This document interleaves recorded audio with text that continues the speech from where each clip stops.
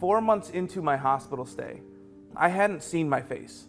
I hadn't seen what I looked like. I had no clue how bad I was. So one day I was they got me out of my room. And actually, I didn't see my face. My parents and the doctors went as far as blocking the mirrors in my room with old pictures of me and old pictures of my friends and my family so that I wouldn't see my face. And they did that because I knew I was dealing with a lot already. They knew I was dealing with a lot of adversity already. They didn't want to add onto that. They didn't know how much I could handle in that moment. So the day that I went by out into the hallway, they wheeled me out into the hallway, I went right by that mirror and couldn't see my face again. And I'm being pushed around in my wheelchair, and I'm passed by this Marine who was also burned. He was burned in Afghanistan. And when I saw him, I really couldn't believe what I was looking at.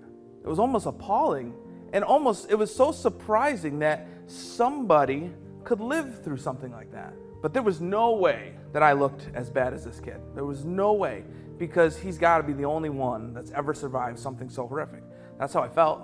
And in my mind, I was thinking, I'm lucky that I don't look that bad, even though I really didn't know how bad I looked. So eventually, after a few minutes out in the hallway, they took me back to my room. And while I was in Iraq, I actually took a ton of pictures on a digital camera that I bought while I was there.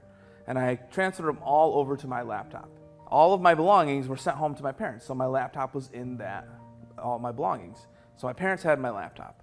And one day when I was laying in the bed, I asked my mom, could you bring me my laptop so that I could see the pictures that I took while I was in Iraq? I just kind of want to reminisce, look at my old buddies, think about the good old days.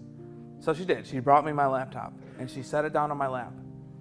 And as soon as she set it down on my lap and she opened up that cover, I finally saw it. For the first time in 4 months, I saw my face, on accident, unintentional. The reflection. I never thought I could become hopeless so quick. I never thought it was possible. But in that moment that I saw my face, I was done. I said, you know what? Really, if I ever do get out of here, who's going to accept me? Who's going to give me a chance? Nobody has ever seen anything like me before. I had never seen anything like me before, except for a couple weeks earlier when I was out in that hallway and I saw that Marine. And I was saying to myself, man, I'm lucky I don't look that bad. Well, I looked just as bad as he did. I told my parents, I told the doctors, leave me alone. Get out of here.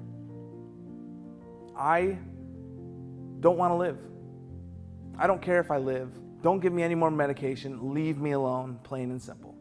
That's where I was, hopeless. So I needed to get right.